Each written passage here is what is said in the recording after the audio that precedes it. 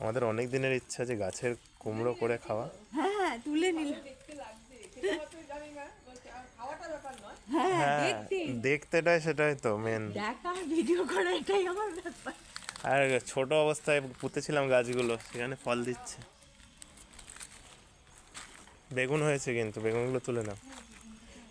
আছে এইখানে একটা আছে, একটা কাটা বেগুন তোলো, দেখিয়ে দাও। সব আমাদের দেখাতে হবে। কাটা বেগুন আসলে আমরা একটু বেড়ার ধারে দিয়েছি।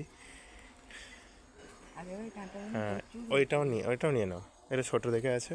ওই দিকে একটা আছে, কালো বেগুন আছে, অনেক আছে দেখো।